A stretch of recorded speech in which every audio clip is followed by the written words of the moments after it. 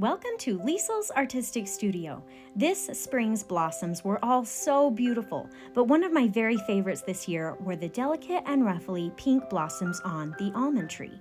In fact, I'll say that not only were these some of my favorite blossoms, but this painting has also turned out to be one of my favorites of this year, so I cannot wait to share it with you. Now, last week I went over step by step how to draw these pretty blossoms if you enjoy drawing your own. I'll leave a link for that at the end of this video if you're interested. But if you'd rather just get right into the painting, for a limited time, I'll have a free downloadable printable for this outline for the first 3 days that this tutorial is out. But no worries, if you've missed that 3-day timeline, you can quickly purchase this outline for a very small price on my Etsy shop, along with any other past drawings. I will leave a link to that in the description of this video. All right, go grab some watercolor paper and some watercolor paints, and let's get into painting these pretty blossoms. I've also got some clean water here, a paper towel, and of course, watercolor brushes.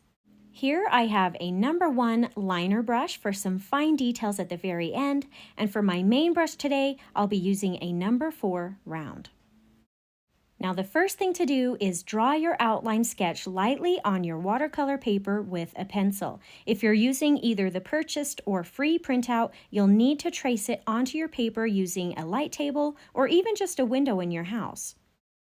Next, tape your paper down with some artist tape to help prevent some warping, and we are ready to go.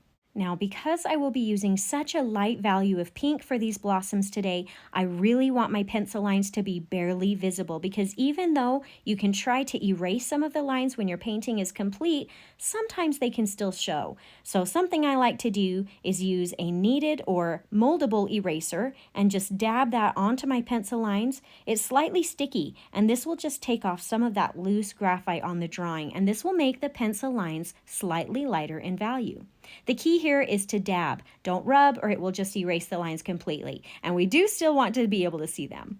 You can click on the description of this video for any information or details on the supplies that I'm using today.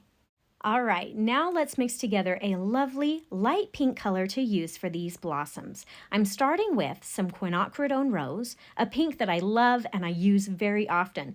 But for this particular painting, it's just a little bit too bright or vibrant of a pink. So I want to tone it down just a little bit by adding in just a touch of Ivory Black.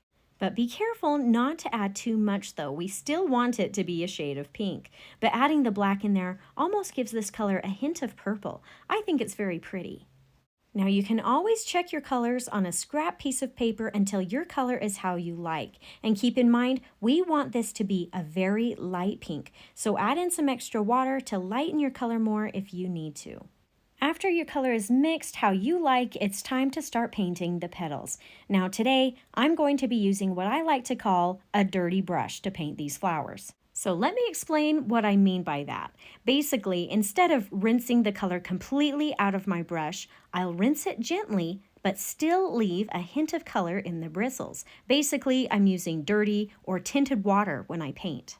I'll be using the wet on wet technique on these petals today. So what's happening with my dirty brush is that my tinted water is putting a very light layer of color that will cover the entire petal.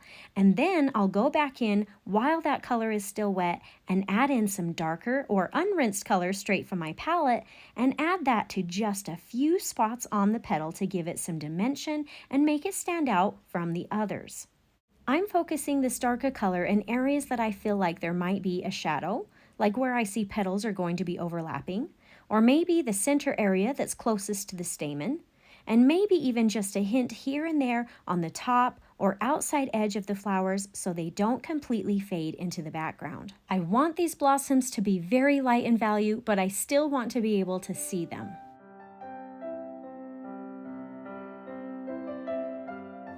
At this point, I'm just going to continue painting these petals in the same way until they are all complete.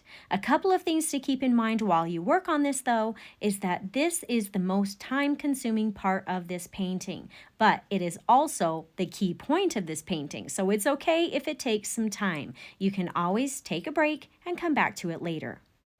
Also, you'll notice that I skip around a lot from petal to petal or flower to flower. I do this so that my adjacent wet petals don't start bleeding and blending into each other. Make sure a petal is completely dry before painting the petal right next to it. You also want to try to make each petal stand out differently than the one right next to it. For example, if you've got a light side of a petal, make the next one slightly darker right next to it, or vice versa, so that they look like separate petals. If the petals are exactly the same value where they touch, they will appear to be one large petal that's connected together. And lastly, don't worry if this takes a little bit of practice to get this technique down. I'm confident that if you keep practicing, you will get the hang of it, so don't give up. I'm also going to point out that this will sort of look like a pink, colorful blob at first. It's the details at the end that really make this painting stand out and finish it off. So make sure you don't miss those important finishing touches later on. If you are finding this information helpful today, please consider subscribing if you haven't already. I'd also appreciate a thumbs up if you're enjoying this tutorial so far.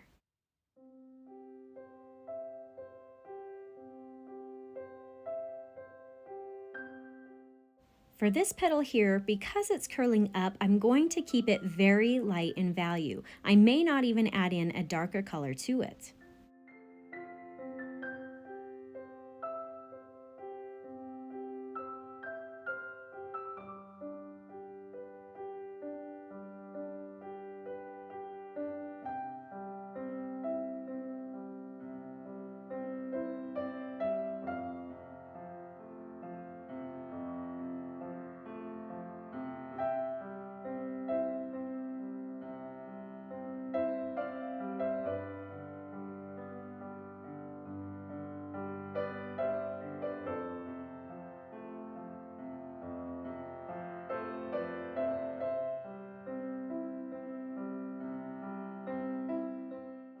Now under this light curled petal, I'm going to keep the colors on the darker side so it looks like a shadowed area.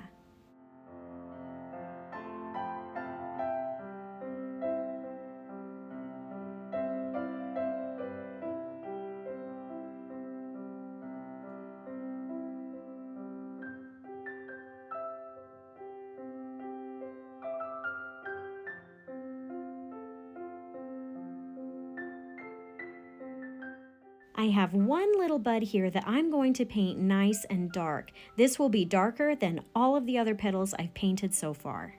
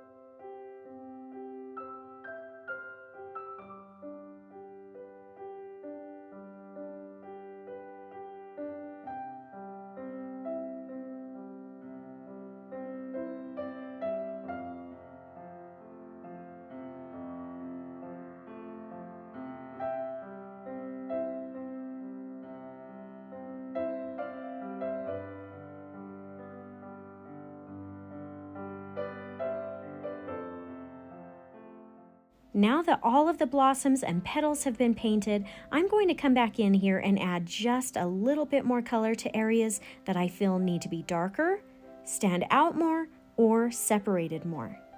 If you ever get too much color down, use your paper towel to dab some of that color off.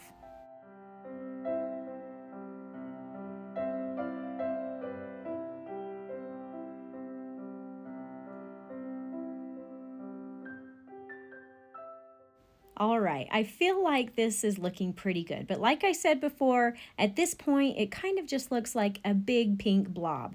So let's add in the details that really bring this painting to life. We're going to start by mixing a nice dark brown. I'm using some burnt umber for my base color, and then adding in just a bit of ivory black to darken that brown up just a little bit more. Now I'll use that brown to paint in the star-shaped centers for each blossom. Now I'm not using water here first. This is just the color from the palette straight on.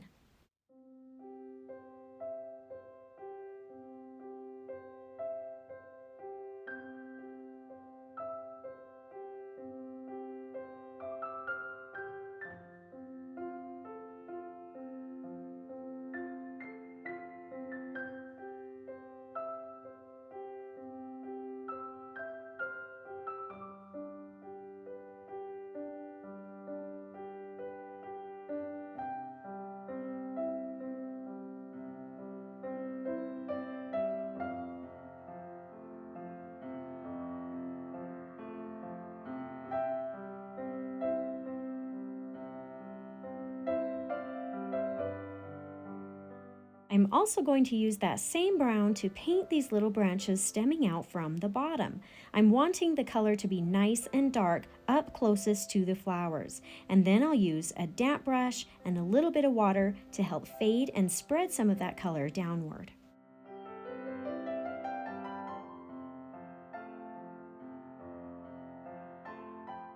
If you'd like to add an extra bit of dimension to your branches, come back in while the paint is still wet and add just a touch more darker brown on the right or underside of each branch.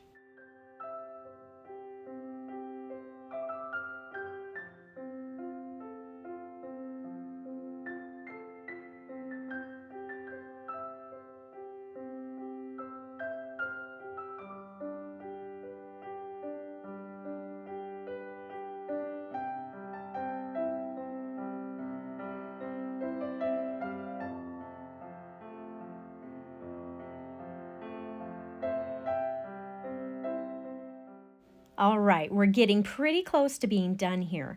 The next step is to paint in the leaves. I'll be using a variety of color mixtures for this. The first color is going to be a brownish green. So I'm mixing together some Hooker's green with a little bit of Quinacridone rose. Yes, you heard that right, Quinacridone rose. This makes a lovely sort of army green color. Now, if it gets too brown, just add in some more Hooker's green.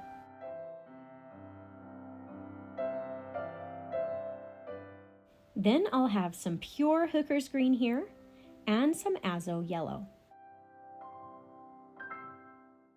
Now before we get right into the leaves, let's work our way up by painting the little base of this bud brown as well as the very base of this first bundle of leaves.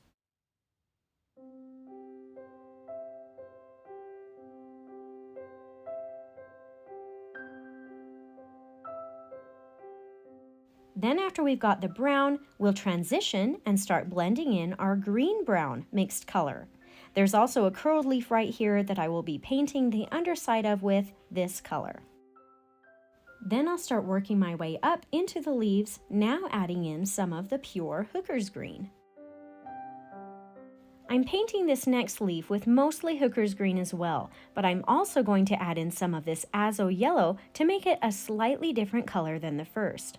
At this point, I will finish painting the rest of the leaves using different combinations of values and blends of the greens, brown, and yellow so that each leaf is slightly different than the one that it's sitting right next to.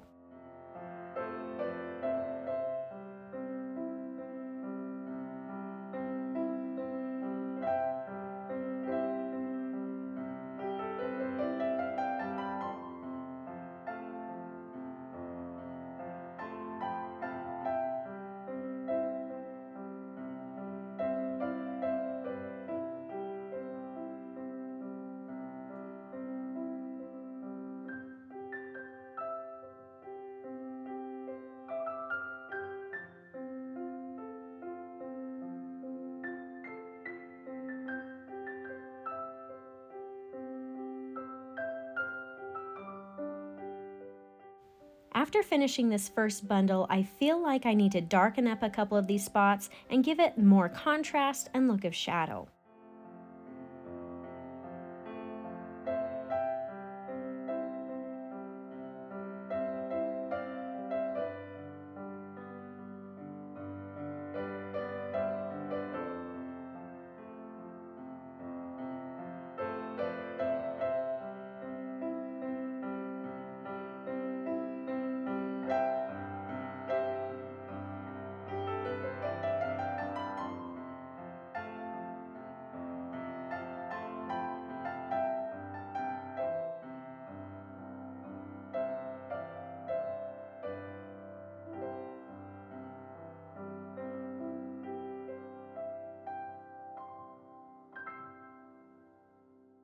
Okay, for the finishing touch to this painting, let's add in the stamens of the blossoms. So let's freshen up some of this Quinacridone rose mixed with ivory black, and this time it doesn't need to have as much water. It can be a little darker in value than the first time.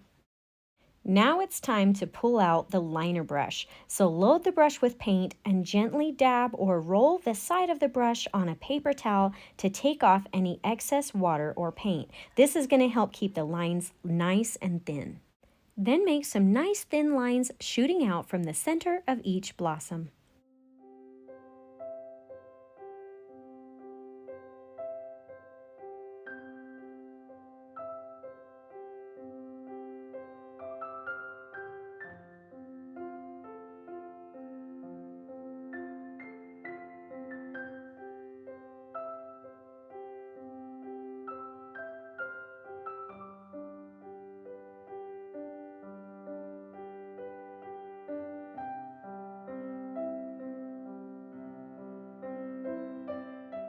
And lastly, using some of that same paint color, paint in some dots at the tops of the thin stamen lines.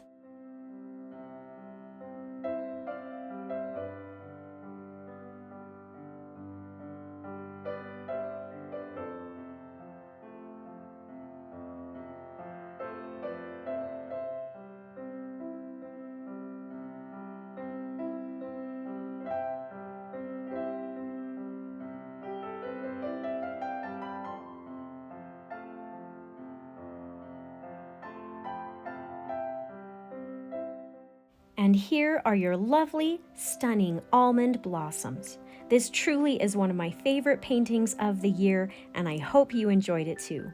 If you liked this tutorial, please consider subscribing to my channel so I can continue to help you discover your artistic side.